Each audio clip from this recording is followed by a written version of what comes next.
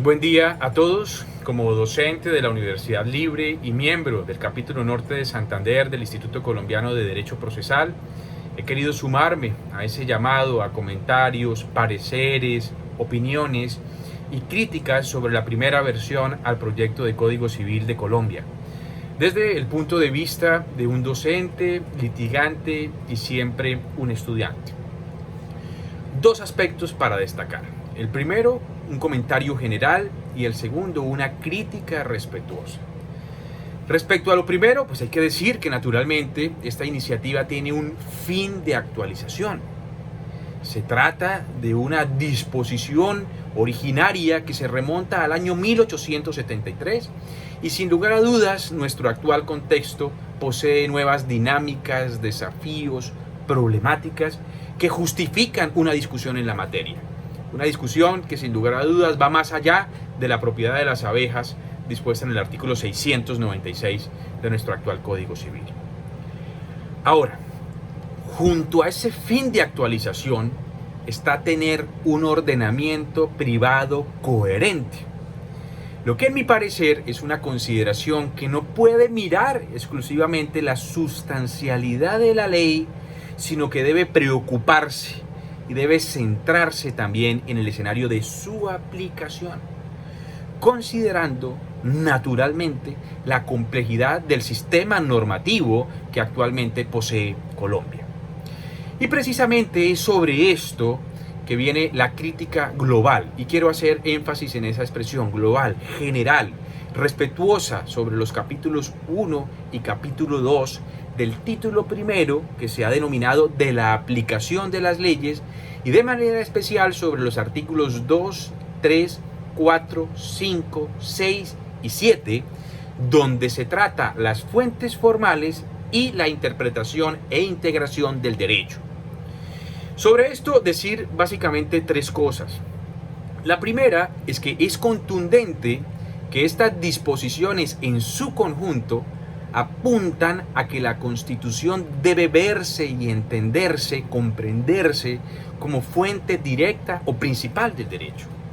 Sin embargo, por ejemplo, no es claro qué se quiere decir con la expresión Constitución y principalmente con las subsiguientes expresiones disposiciones constitucionales o disposiciones de índole constitucional, que se usan particularmente en el texto del artículo tercero. No es clara la distinción entre un vocablo y los otros vocablos y sobre todo sobre sus contenidos esenciales.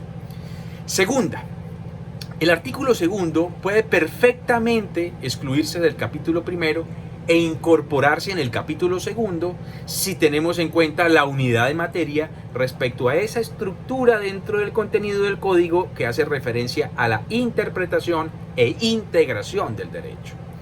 Ahora, adentrándonos de manera genérica en esos 4 artículos del capítulo segundo, que serían 5 si incorporamos ese que está contenido en el capítulo primero, se considera que puede darse entre ellos una mejor configuración.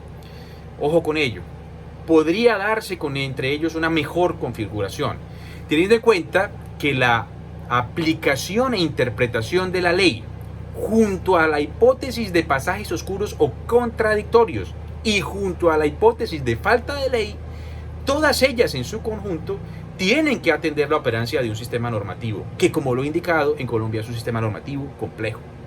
Y esto lo digo principalmente porque en la medida en que se van leyendo los artículos, la sensación que queda es que no se da solución a los problemas actuales de aplicación. Lo cual se hace aún más sentido cuando en el artículo sexto se indica a la jurisprudencia como criterio auxiliar. Y en el artículo séptimo, ¿sí?, se indica a la vez sobre esta misma variable que deberá ser considerada y acatada, refiriéndose específicamente a la Corte Suprema de Justicia, el Consejo de Estado y la Corte Constitucional en lo de su competencia.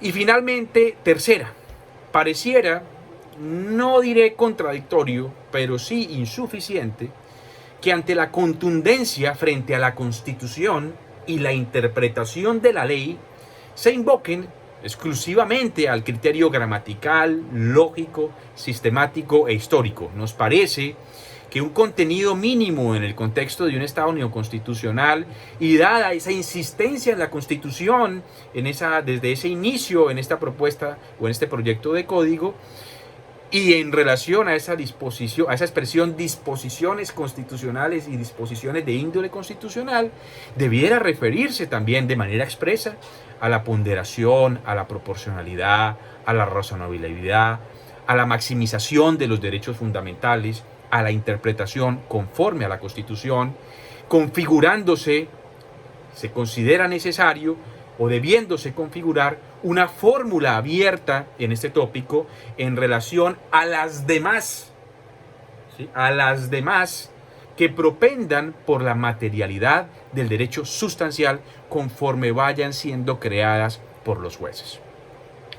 Pues bien, finalmente espero que estas reflexiones contribuyan a la disertación, y particularmente desde el Grupo de Investigación en Derecho Público de la Universidad Libre, Seccional Cúcuta, nos sumamos a esta disertación que estamos seguros contribuirá a un mejor ordenamiento privado. Muchas gracias.